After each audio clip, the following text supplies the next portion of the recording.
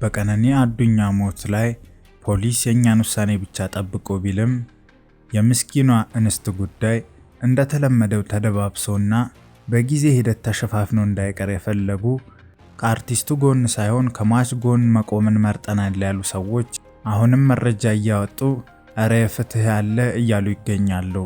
ይደበድባት እንደነበረ፣ እጇ ላይም ተሰብራ ሆስፒታል ገብታ እንደነበረ፣ በየጊዜውም ይቀጠቅጣት እንደነበር የሚታወቅ ነው። ፖሊስ የአስክሬን ምርመራ ውጤቱን ይፋ አደርጋለሁ ታገሱ ቢልም የቀነኒ ግብዓተ መሬቷ ከተፈጸመ ሳምንት እየሞላ ነው። የወጣቷ ሞዴል ቀነኒ አዱኛ ሞት አሁንም ድረስ መላውን የኢትዮጵያ ሕዝብ እያነጋገረ እያሳዘነና ጥልቅ ምርመራ እየተደረገበት ያለ ጉዳይ ነው።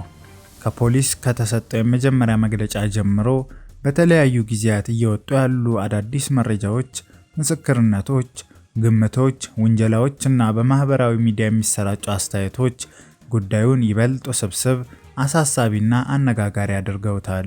በተለይ ከሰሞኑ ይፋ የሆኑት መረጃዎች የቀነኒ ሞት ሆን ተብሎ የተፈጸመ ግድያ ሊሆን ይችላል የሚለው መላምት የሚያጠናክሩና የምርመራውን አቅጣጫ ሊያስለውጡ የሚችሉ ሆነው ተገኝተዋል። ከነዚህ መካከል አንዱዓለም ጎሳ ቀነኒን ሲደበድባት የሚያሳዩ ምስሎች መውጣታቸው፣ የቀነኒ የድምጽ ቅጂ ይዘት፣ የአንዱዓለም እህት ለፖሊስ የሰጠችው ቃል እንዲሁም በማህበራዊ ሚዲያ ላይ የሚሰራጩ አስተያየቶችና ግምቶች ተጠቃሽ ናቸው። ፖሊስ ምክንያቱ ባልታወቀ ሁኔታ ከማብሰያ ክፍሏ በረንዳ ላይ ወድቃ መሞቷን ቢገልጽም ይህ አገላለጽ ክፍተት ያለበትና ለብዙ ጥርጣሬዎች በር ከፍቶ ሆኖ ቆይቷል። ራስን የማጥፋት ሙከራ፣ ድንገተኛ አደጋ ወይንስ ሆን ተብሎ የተፈጸመ ግድያ የሚሉት ጥያቄዎች ከመጀመሪያውኑ ምላሽ ያላገኙና አሁንም ድረስ በምርመራ ላይ ያሉ ናቸው። የቀነኒ አባት አቶ አዱኛ ዋቆ የልጄን እውነት አፈላልጉኝ፣ ደሟን አውጡልኝ ሲሉ ያቀረቡት የፍትህ ጥሪ በብዙዎች ዘንድ ተቀባይነት ያገኘና የህዝብ ድጋፍ ያገኘ ነው። አቶ አዱኛ ልጃቸው ጠንካራ ስብዕና እንደነበራት፣ ራሷን የማጥፋት ሐሳብ ሊኖራት እንደማይችልና ሌላ ሰው ካልጣላትና ካልገፋፋት በስተቀር እሷ ይህን ልታደርግ አትችልም በማለት ጥርጣሬያቸውን የገለጹ ሲሆን አንዱዓለምን በቀጥታ አግኝተው ስለ ሁኔታው ማነጋገር እንደሚፈልጉ መናገራቸው ይታወሳል። የቀነኒ የቅርብ ጓደኛ የሆነው ወንደሰን በጋሻው ደግሞ በቀነኒ የመጨረሻ ቀን አብሯት እንደነበርና የልደት ፎቶዎችን ሲያነሳት እንደዋለ መግለጹ ለምርመራው ሂደት ጠቃሚ መረጃ ሆኖ አገልግሏል። ከቀኑ 10 ሰዓት እስከ ማታ 1 ሰዓት ድረስ አብረው እንደነበሩና በሰላም መለያየታቸውን መናገሩ በወቅቱ ምንም አይነት አሳሳቢ ሁኔታ እንዳልነበር የሚጠቁም ቢሆንም በወንደሰንና በቀነኒ ሞት መካከል ያለው የ9 ሰዓታት ልዩነት አሁንም ድረስ ክፍተት ያለበትና በምርመራ ሊጣራ የሚገባው ጉዳይ ነው። የአንዱዓለም ጎሳ የቀድሞ ፍቅረኛ እሷንም ሊገድላት በተደጋጋሚ እንደሞከረና አካላዊ ጥቃት ይፈጽምባት እንደነበር መናገሯ በምርመራው ሂደት ላይ አዲስ አቅጣጫ የፈጠረና እጅግ አሳሳቢ ጉዳይ ነው። ይህ ምስክርነት አንዱዓለም የጥቃት ባህሪ እንዳለውና ይህ ባህሪው ለአንድ ሴት ብቻ የተወሰነ እንዳልሆነ የሚያሳይ ነው። ከሰሞኑ የወጡት የድብደባ ምስሎች የምርመራውን አቅጣጫ ሙሉ በሙሉ ወደ ግድያ መላምት የሚቀይሩና የፍትህ ስርዓቱን የሚፈትኑ ሆነው ተገኝተዋል።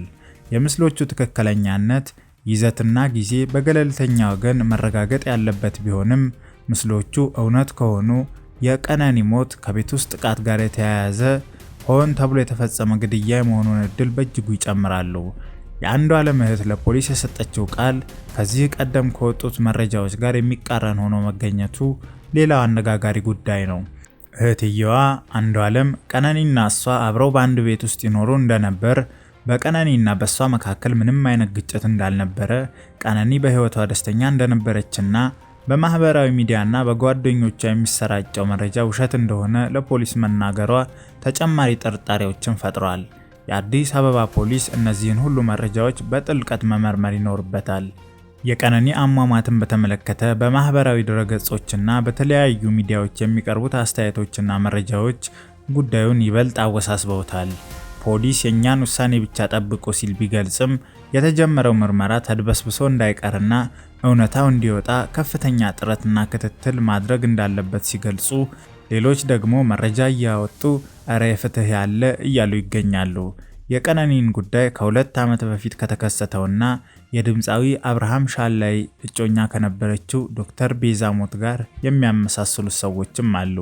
ዶክተር ቤዛዊት ከአርቲስቱ መኖሪያ ቤት ወድቃ መሞቷ የሚታወስ ሲሆን በወቅቱ የሟች ቤተሰቦች ልጃቸው ራሷን እንዳላጠፋች ከአርቲስቱ ጋር በተደጋጋሚ አለመግባባት እንደነበራቸውና እርሱ ለሞቷ ተጠያቂ ሊሆን እንደሚችል ገልጸው ነበር።